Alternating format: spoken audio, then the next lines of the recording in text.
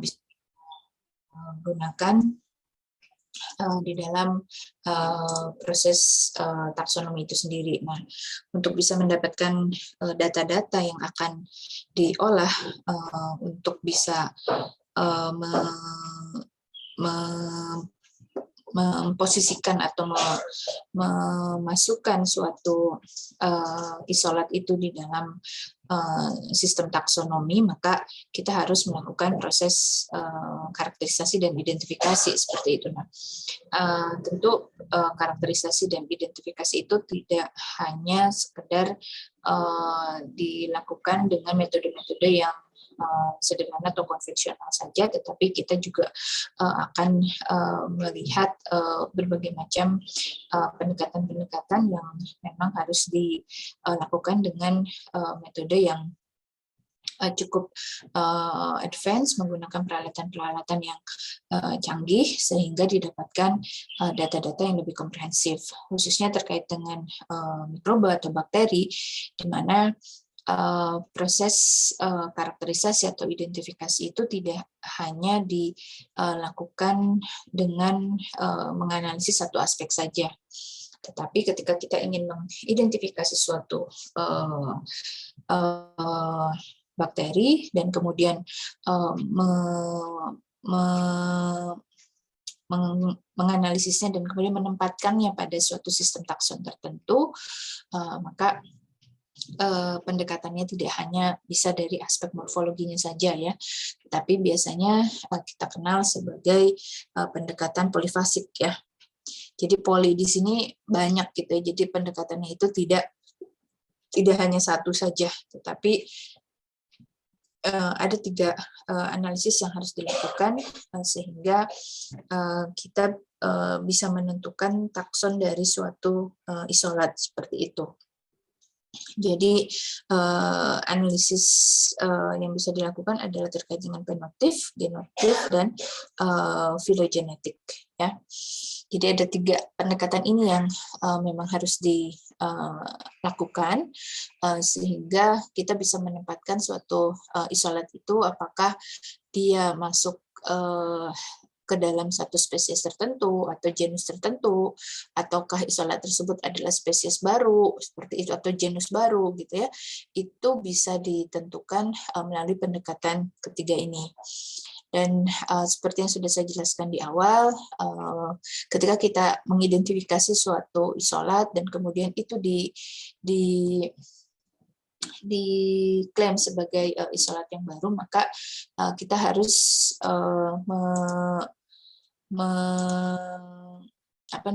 mempublikasikannya itu di International Journal of Systematic and Evolutionary Microbiology ya. Sebentar saya tunjukkan dulu.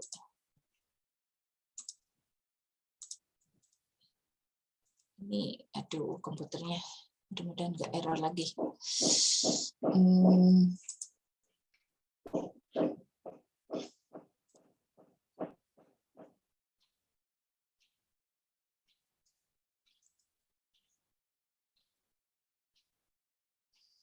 Ya, jadi ini jurnalnya ya. Jadi ketika kita melakukan karakterisasi atau identifikasi, sebaiknya kita mengacu kepada jurnal ini karena jurnal ini merupakan official publication of the ICSP gitu ya. Jadi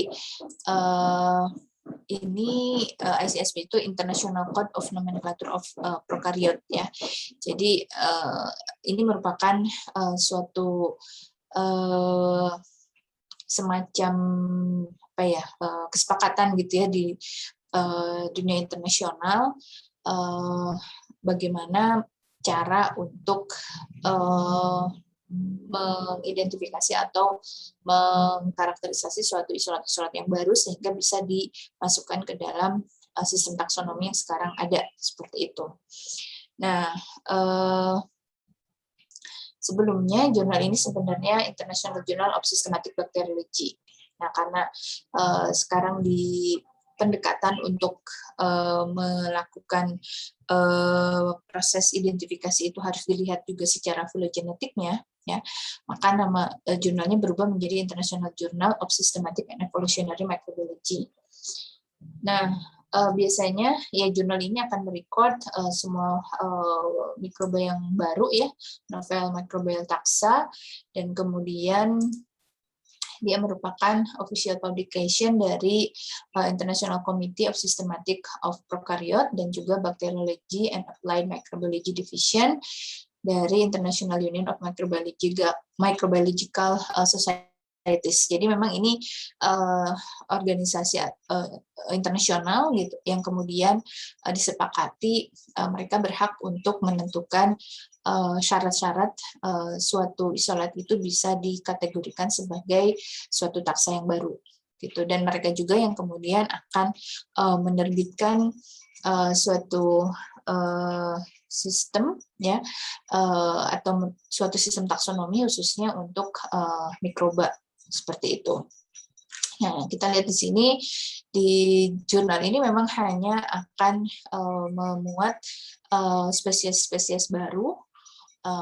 Di sini ditandai misalkan ini Spinosynicella flava sp. Nov. Nah, nov ini artinya novel. Jadi isolat-isolat yang baru itu nanti akan dikarakterisasi dan dipublikasikan di sini gitu. Semuanya ada nov-nya ya. Nov di sini artinya novel, artinya itu adalah isolat yang baru seperti itu. Nah, bisa juga ini apa? Mengubah sistem taksonomi yang sudah ada ya. Misalkan biasanya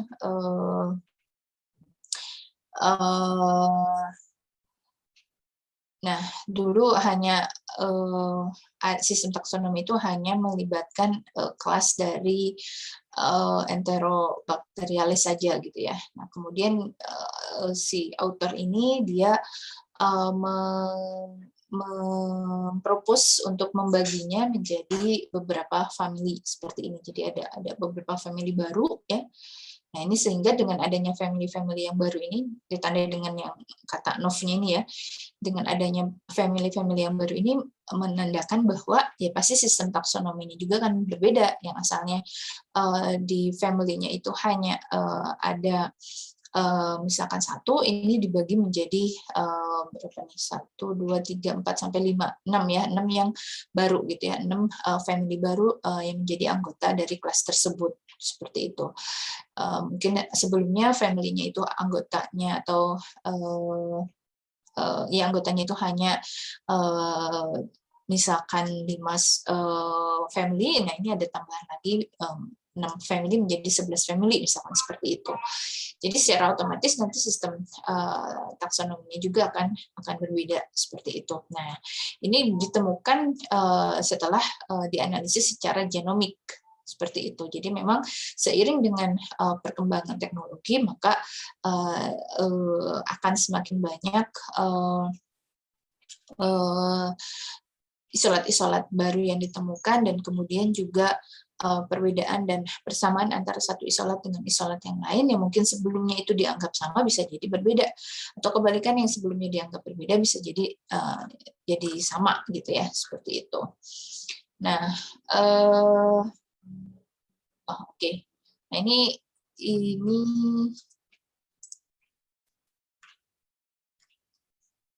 ini yang artikel yang terakhir gitu ya, tapi overall ini semuanya akan dimasukkan sebagai spesies yang baru dan nanti masuk ke dalam database sebagai isolat-isolat yang sudah berhasil diidentifikasi.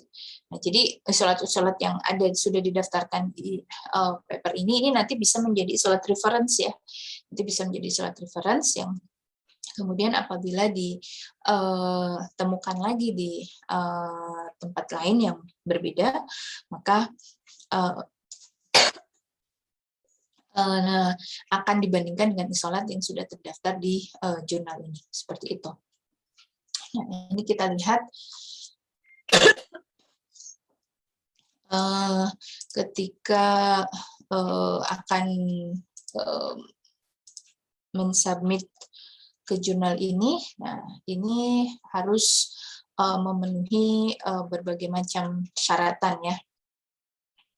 Nah, Ini nanti bisa dibaca masing-masing. Saya hanya ingin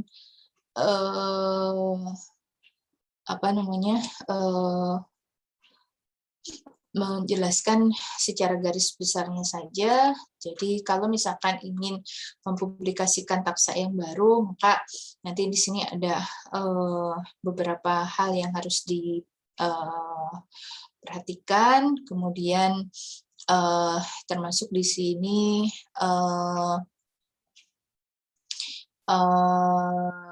tabulasi, jadi dibuat persamaan dan perbedaan dari masing-masing strain, kemudian juga semua strain yang ada di dalam takson itu juga harus ada di latar belakang, maksudnya takson-takson yang saat ini sudah ada itu apakah sudah dijadikan sebagai referensi atau bukan atau tidak gitu ya. Ini coba kita lihat.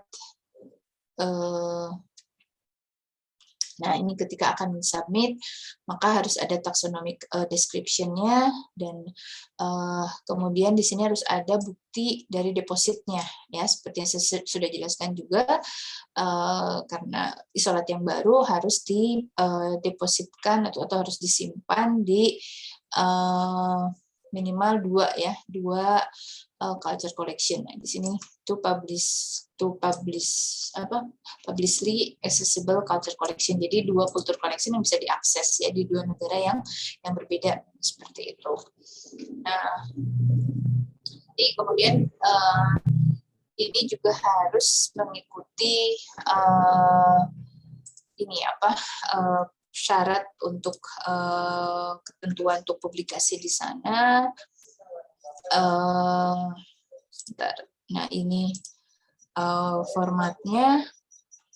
Jadi ketika akan membuat atau mensubmit publikasi di sana, maka harus mengikuti format ini. Nah, yang ingin saya tekankan sebenarnya di dalam paper ini hanya memuat 3 hal atau 4 hal gitu. Yang pertama adalah teknik isolasi dan ekologinya, jadi dari mana isolat itu berasal dan lingkungan tempat isolat itu habitatnya seperti apa, seperti itu harus dijelaskan. Kemudian yang kedua adalah penjelasan terkait dengan phylogenetic analysis ya, jadi menggunakan 16 sRNA, kemudian analisis genomiknya seperti apa, dan kemudian yang terakhir adalah analisis dari fisiologi dan kemotaksonomi. Yang ini merupakan pendekatan dari fenotipik. Jadi ada 3 hal ya. Tadi yang saya jelaskan di awal yaitu polifasik itu ya. Jadi yang pertama adalah filogenetiknya, kemudian genomiknya, dan kemudian yang terakhir adalah fenotifiknya. Jadi ketiga hal ini harus dijabarkan, dideskripsikan dengan sangat detail di dalam paper atau di dalam artikel yang memang memuat isolat yang akan kita propose sebagai isolat yang baru. Seperti itu. Nah, ini juga saya lihat ini formatnya baru, berbeda dengan waktu saya cek beberapa waktu yang lalu ya, masih urutannya tidak serapi ini ya, sebelumnya masih agak bebas gitu ya, tapi sekarang saya lihat ini sudah sangat fokus dan ringkas, sebenarnya memang hanya memuat 3 hal yang merupakan pendekatan dari polyphasic analysis. Seperti itu. Nah, tentu saja di masing-masing pendekatan ini ada metode-metode yang berbeda-beda ya, dan metode-metodenya itu juga selalu berubah seiring dengan waktu, seiring dengan kemajuan dari teknologi. Seperti itu ya. Nah, saya juga ingin memberikan contoh salah satu artikelnya, sebentar. Gimana?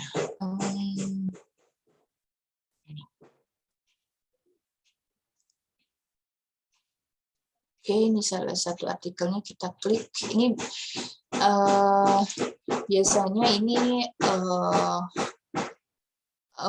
tidak open access ya, tapi ada beberapa yang dibuat open access gitu. Tapi biasanya kalau di jurnal ini setelah beberapa tahun, mungkin 2 tahun atau 1 tahun ya, saya lupa. dia akan otomatis jadi open access gitu. Tapi kalau yang baru disubmit seperti ini biasanya masih belum bisa dibuka, masih aksesnya masih harus berbayar. Nah, ini kalau ada tanda seperti ini biasanya bisa dibuka secara keseluruhannya. Dia sudah ada tanda open access-nya. Nah, ini kita lihat. Oke. Sudah cukup terlihat. Nah, ini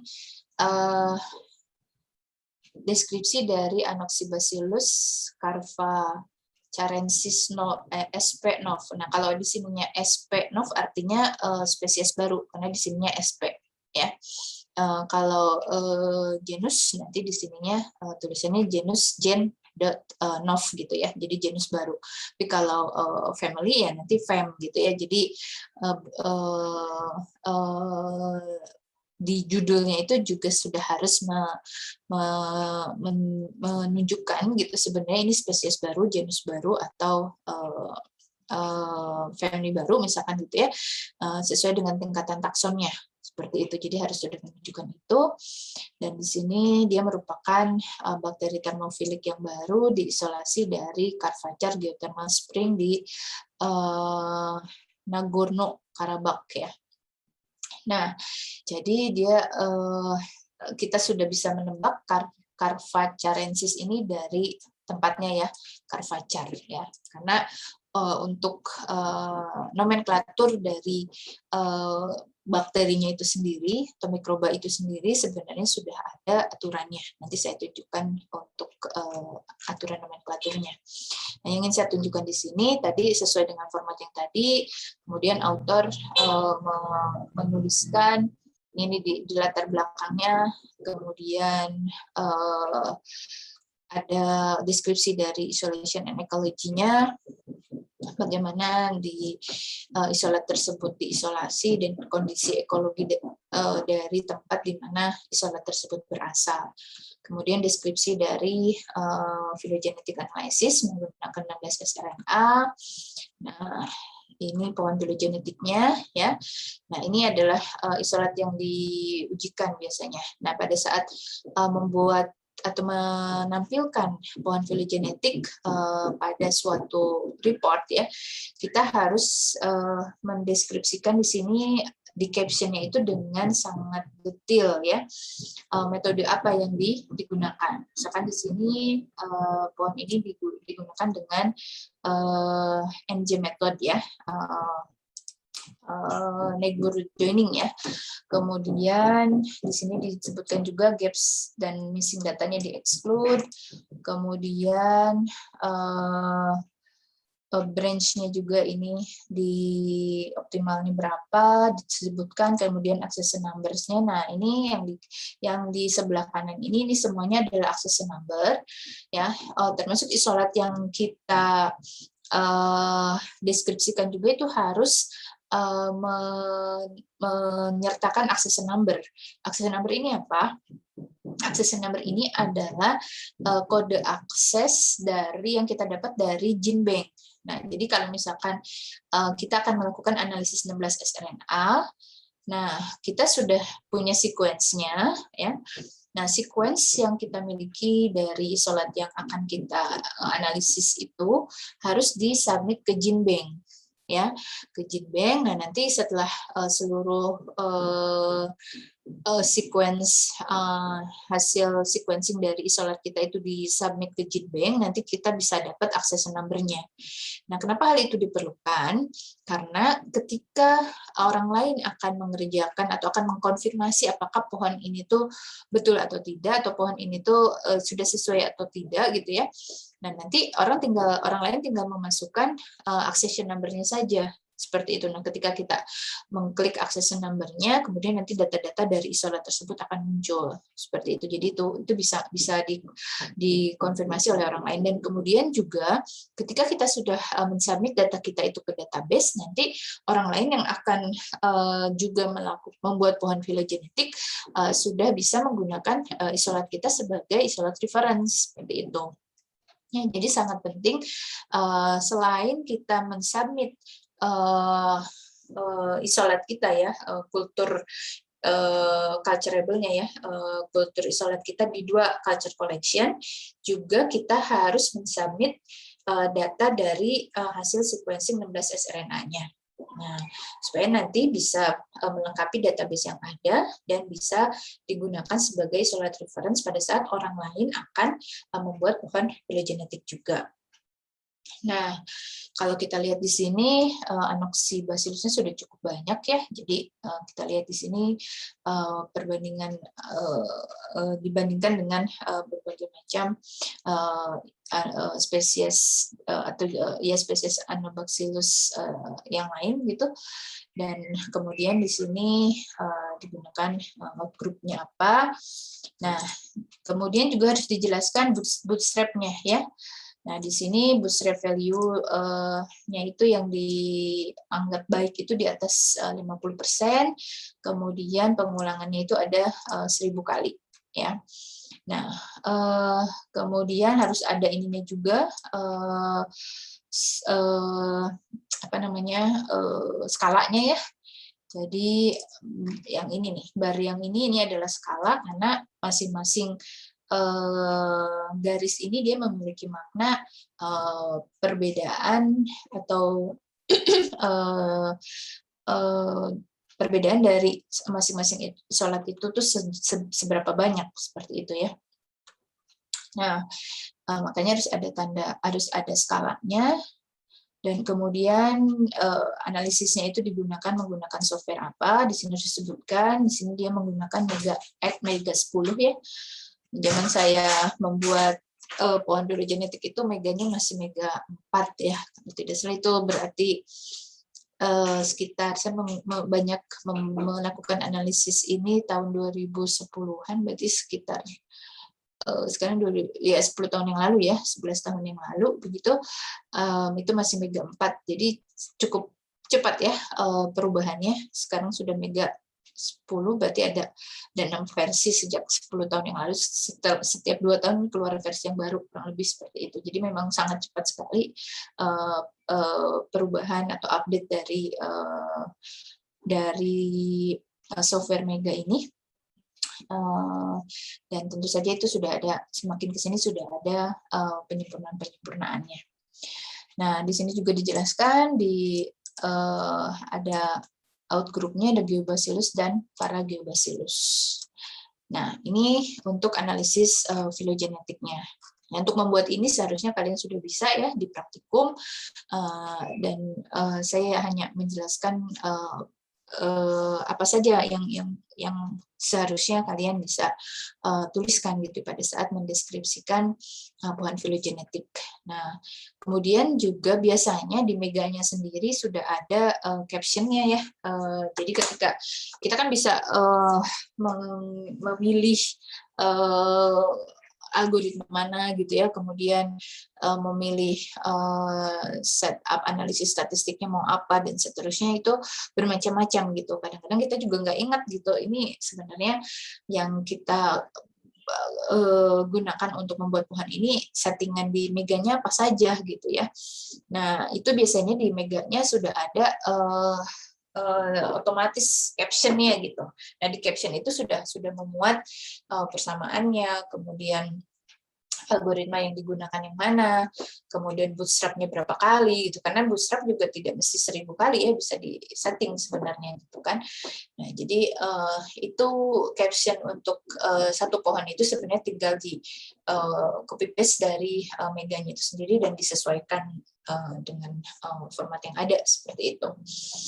Nah, itu kemudian ini phylogenetic analysis. Kemudian berikutnya adalah genomic analysis. Nah, di zaman saya 10 tahun yang lalu genomic analysis ini masih terbatas hanya pada GC content, kemudian DNA hibridisasi gitu ya. Belum ke aspek analisis genomik secara keseluruhan seperti itu. Nah, tapi di sini kita lihat di sini sudah ada analisis genomiknya secara lebih komprehensif ya, seperti itu. Dan ini juga setahu saya analisis metagenomik ini kalau misalkan ada satu organisasi sebenarnya di mana dia mengumpulkan berbagai macam data metagenomik dari isolat bakteri culturable yang saat ini ada gitu, dan itu di Cina yang saya tahu itu institusinya itu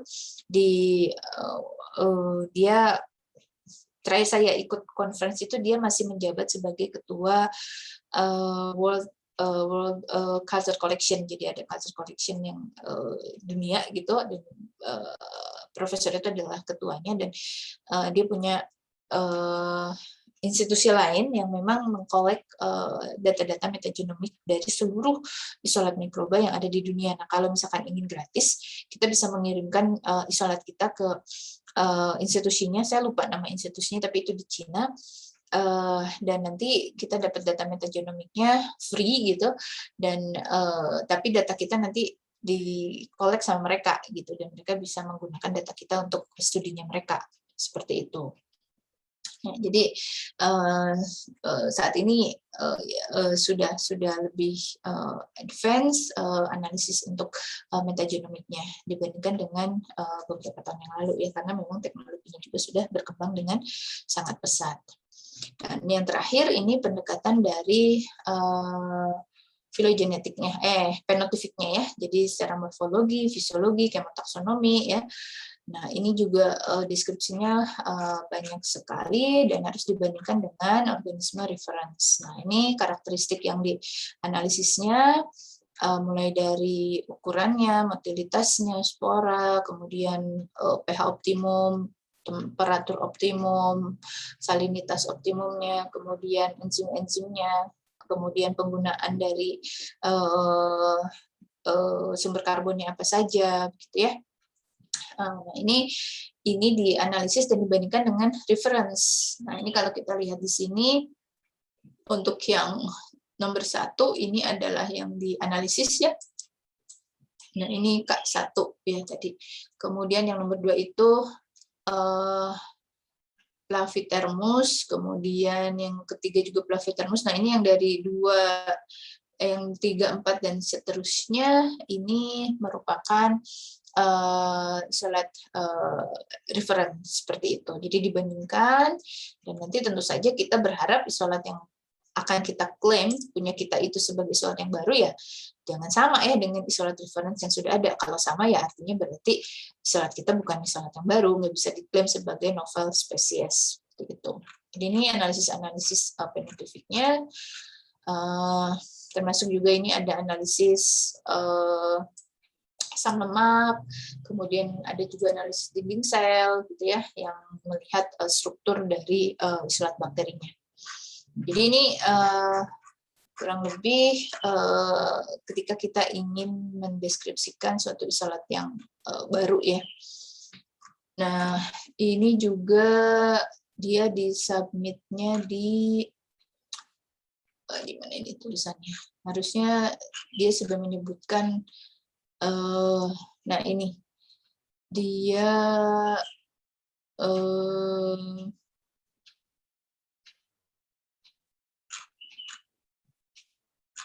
sebentar, dia di submitnya harusnya ada.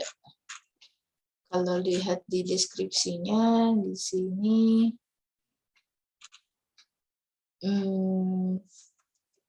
nah ini di kodenya ini DSM 106524, kemudian KCTC 15807. DSM ini di Jerman ya, kemudian yang KCTC ini dia di Korea, seingat saya ini di Korea. Jadi dia autornya dia mensubmit isolatnya itu di culture collection yang ada di Jerman, kemudian yang ada di Korea, seperti itu. Oke, nah ini gambaran deskripsi dari suatu isolat yang baru. Kemudian satu lagi yang ingin saya share terkait dengan proses penamaannya, ya. proses penamaan atau nomenklatur dari bakteri tadi ya, karena tidak boleh sembarangan memberi namanya, ada aturannya tersendiri. Ini mengacu ke International Code of Nomenclature Prokaryote ya. Ini tahun 2018 ya, tahun 2018 dipublikasikan tahun 2019. Untuk ini ada 112 halaman, silakan jika kalian ingin membaca-bacanya lebih lanjut, ini tinggal di googling saja. Nah, ICV ini sebenarnya dia sudah ada dari tahun 1950-an ya, tahun 50-an.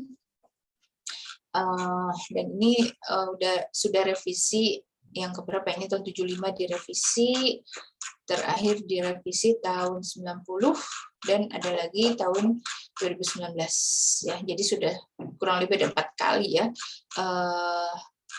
revisi untuk proses pembelian nama ini. Nah, ini yang pertama kali sebenarnya yang berjasa dalam proses taksonomi mikroba ya, dia microbiologis ya. Kemudian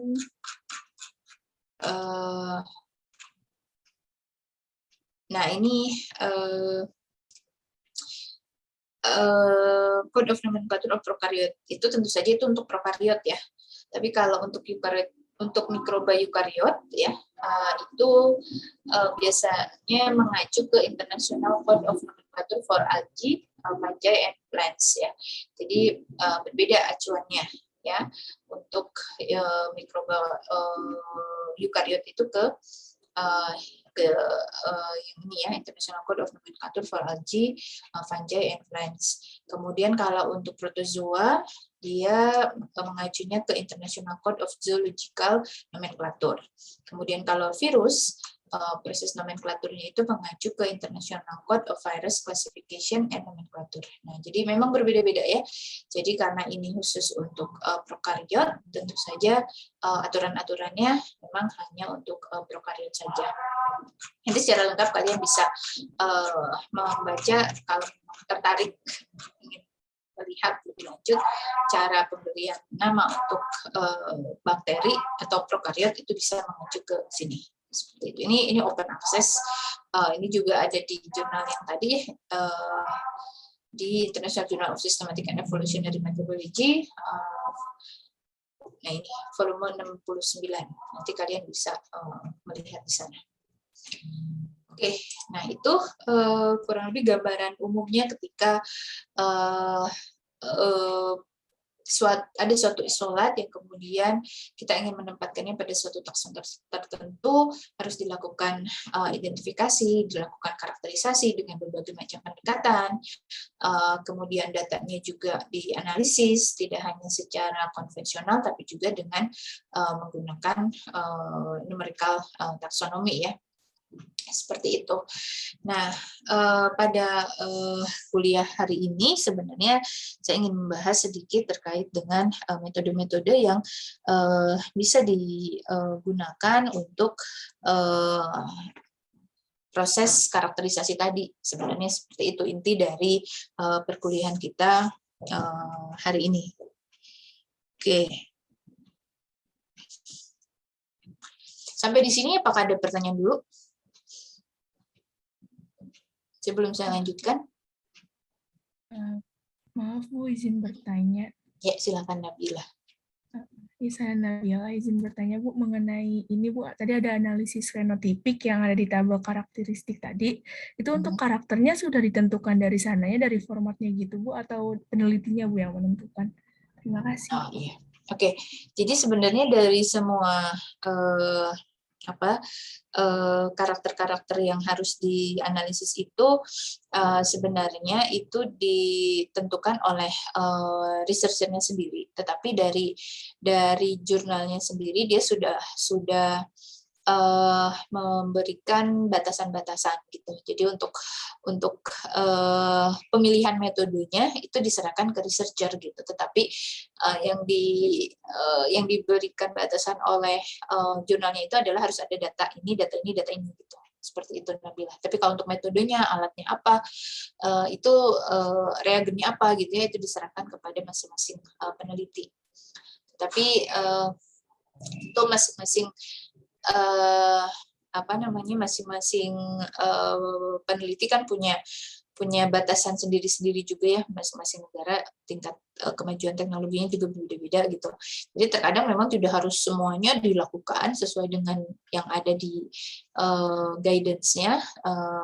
Kalau misalkan isolatnya itu memang betul-betul baru, misalkan dari hasil sequencing 16 sRNA-nya, similarity-nya itu dengan database yang sekarang ada hanya sekitar 80% misalkan ya.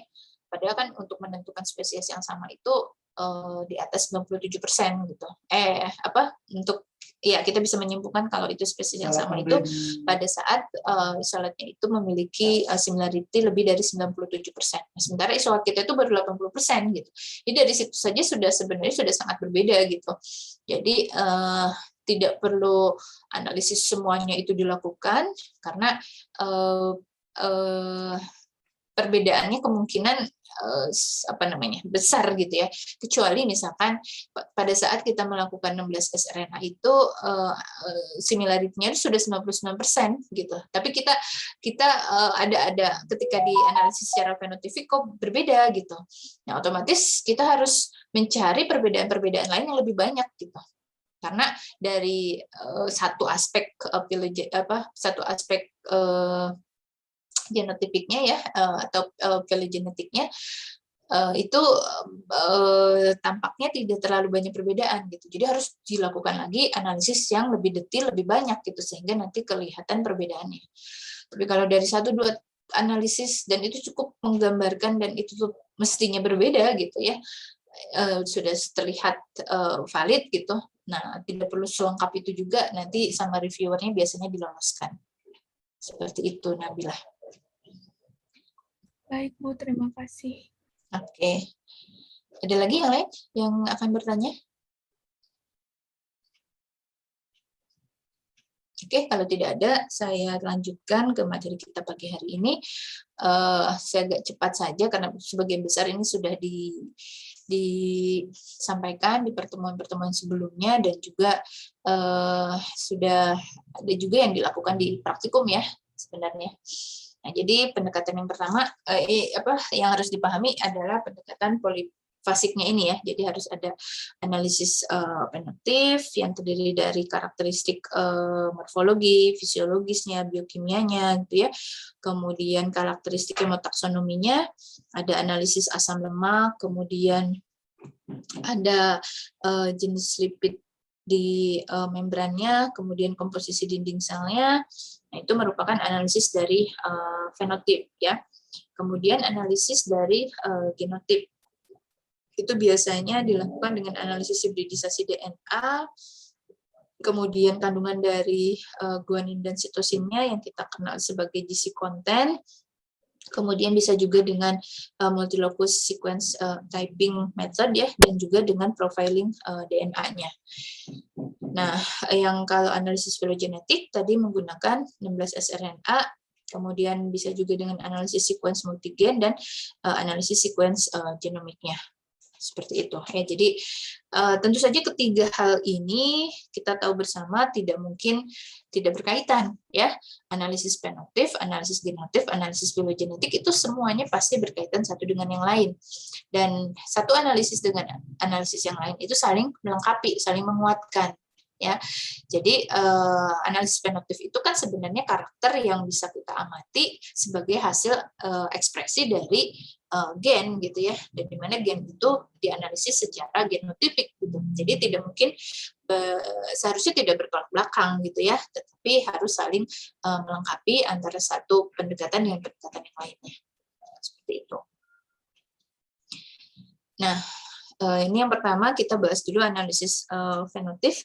Yang ini mungkin ya sudah biasa kalian lakukan juga, melihat pewarnaan gram ya dari bakterinya, kemudian dilihat ini bentuk koloninya, kemudian juga kalau yang di sebelah kanan ini dilihat aktivitas antimikrobanya ya.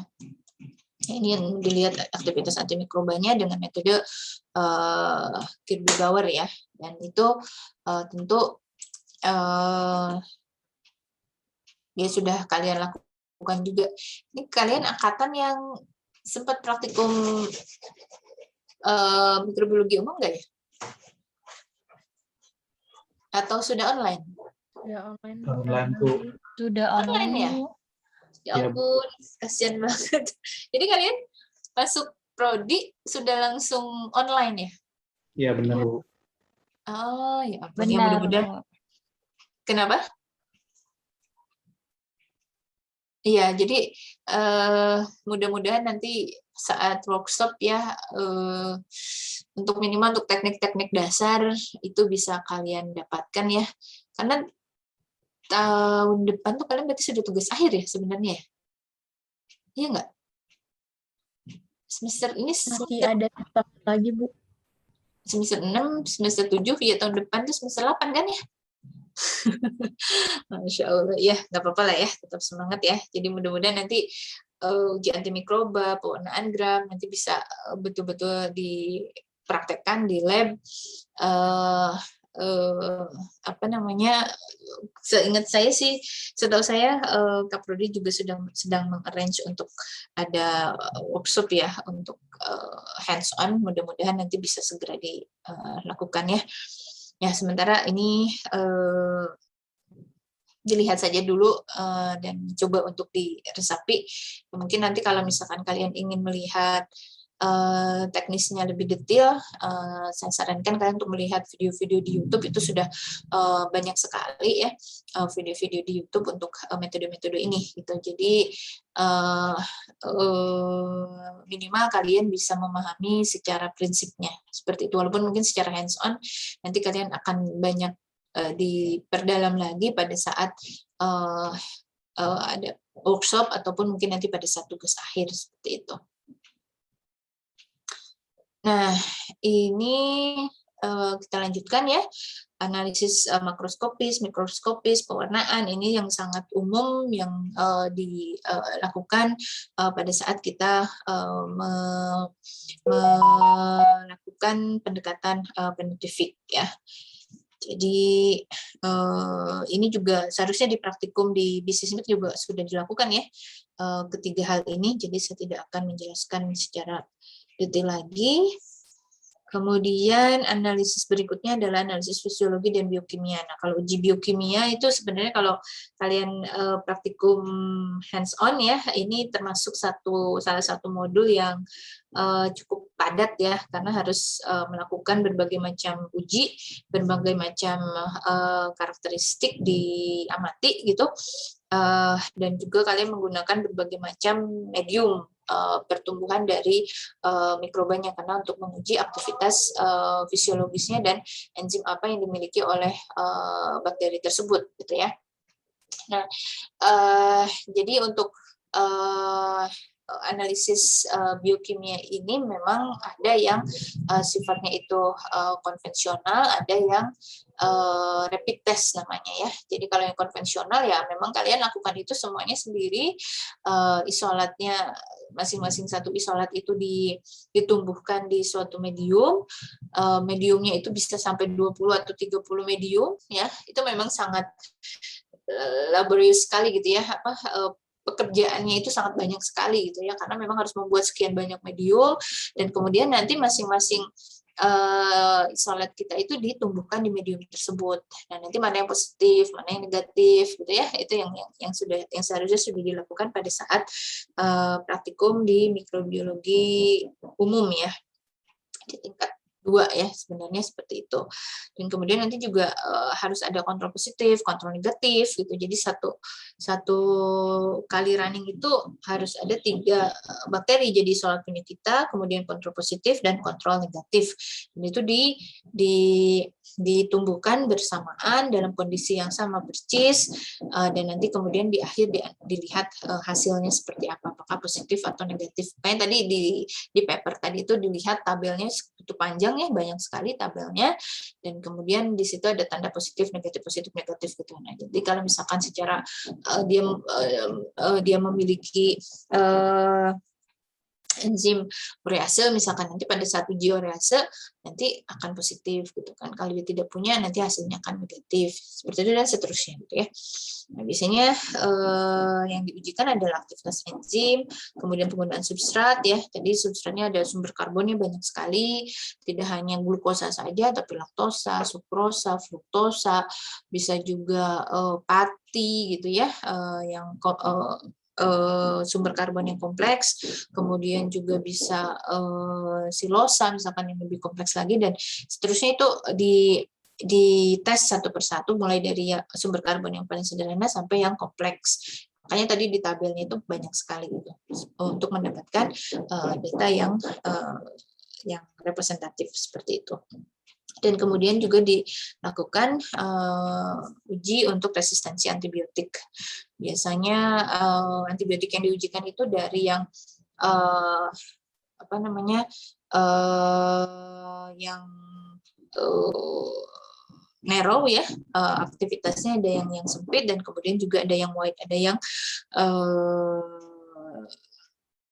range-nya itu luas gitu ya, antibiotiknya. Jadi ada berbagai macam antibiotik yang kemudian diujikan seperti itu. Nah, yang perlu diperhatikan, jadi mediumnya dan kondisi pertumbuhannya harus sama persis ya. Kemudian dilakukan dengan membandingkan dengan type strain atau type spesies yang lain yang kita dapat dari culture collection ya.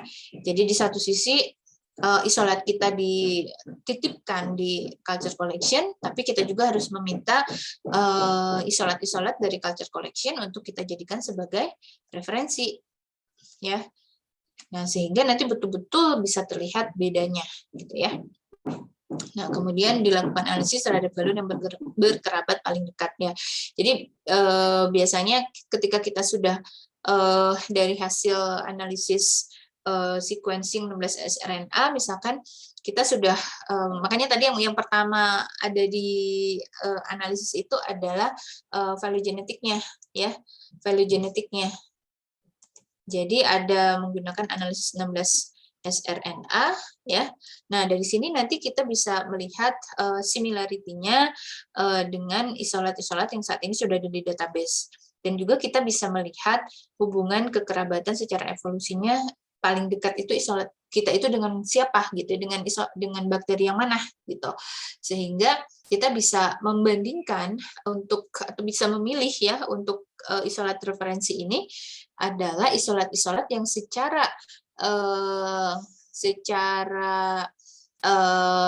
filogenetik itu paling dekat ya.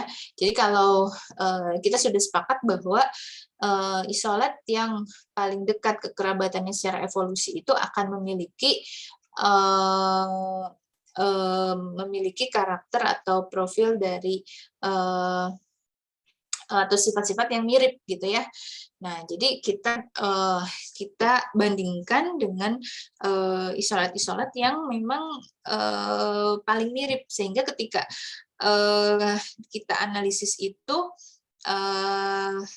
kita ingin menemukan apakah ada perbedaannya gitu dengan isolat-isolat yang ada di grup yang memang paling mirip tersebut. Kalau misalkan ada perbedaannya, artinya itu bisa kita simpulkan sebagai isolat yang baru. Tapi kalau misalnya kita bandingkan dengan kita mengambil isolat referensinya itu memang isolat yang secara evolusinya juga kekerabatannya itu jauh ya sudah pasti akan banyak sekali hasil yang berbeda-beda gitu ya, dan nanti menghasilkan analisis yang tidak valid gitu ya. Jadi justru kita harus membandingkan isolat punya kita dengan isolat yang ada di database. Isolat tersebut adalah isolat yang paling dekat kekerabatannya, sehingga ketika ditemukan adanya perbedaan dengan isolat yang paling dekat kekerabatannya tersebut, maka kita bisa menyimpulkan isolat kita itu adalah isolat yang baru. Seperti itu. Ya, mudah-mudahan bisa dipahami ya. Nah, berikutnya ini adalah uji-ujinya ya. Tadi ada uji biokimia, uji antibiotik. Biasanya metode yang paling sederhana menggunakan Kirby-Bauer. Kemudian bisa juga dilakukan analisis serologi, jadi dilihat antibodinya atau antigen yang dimiliki oleh bakterinya. Biasanya dilakukan dengan metode ELISA. Ya. Nah, ini beberapa uji biokimia yang umum dilakukan ya. Jadi memang banyak sekali. Ini hanya beberapa saja karena tadi bisa sampai 20 lebih atau bahkan 30 gitu ya, tergantung dengan pengujian yang akan dilakukan gitu ya, resourcesnya seperti apa. Jadi waktu saya dulu sempat melakukan analisis uji biokimia ini, saya sampai harus membeli sumber karbon yang banyak sekali gitu ya. Jadi sumber karbonnya saja itu bisa belasan gitu yang diujikan gitu. Itu baru sumber karbonnya saja, belum uji biokimia yang melibatkan enzim-enzim seperti ini. Gitu. Nah, ada juga yang analisis fenotipik itu dilakukan secara cepat ya, yang kita kenal sebagai rapid test analysis. Nah, metode yang paling sederhana, yang cukup murah ya dan terjangkau, ini menggunakan API method ya. Jadi ini API ini sebenarnya brand ya. Jadi dia akan memiliki semacam kit seperti ini. Jadi metode ini menggunakan kit komersial yang memang bisa lebih cepat, kemudian akurat, kemudian hemat biaya, dan aplikasinya bisa jadi lebih luas gitu. Tidak hanya untuk identifikasi saja. Nah, ada beberapa tipe API. Yang ini ada tipe API 20E, tipe API 50CH. Ini biasanya terkait dengan bakteri jenis apa gitu. Jadi memang ketika kita menggunakan metode API ini, kita harus memiliki gambaran dulu kira-kira ini bakterinya jenisnya apa, apakah Enterobacter, apakah bakterinya aerob atau anaerob gitu. Nah, itu tipe API-nya itu berbeda gitu. Nah, sebenarnya apa yang ada di dalam kit tes ini gitu ya. Jadi sebenarnya ini ada kolom-kolom ya, ada ampul ya, semacam ampul gitu kecil-kecil. Nah, ini isinya adalah substrat sebenarnya. Nah, nanti ketika isolatnya itu diisolasikan atau diinokulasikan ke dalam ampul ini ya, diinokulasikan isolatnya itu ya, diinokulasikan, dan nanti seiring dengan bakterinya itu tumbuh akan menghasilkan warna yang bermacam-macam.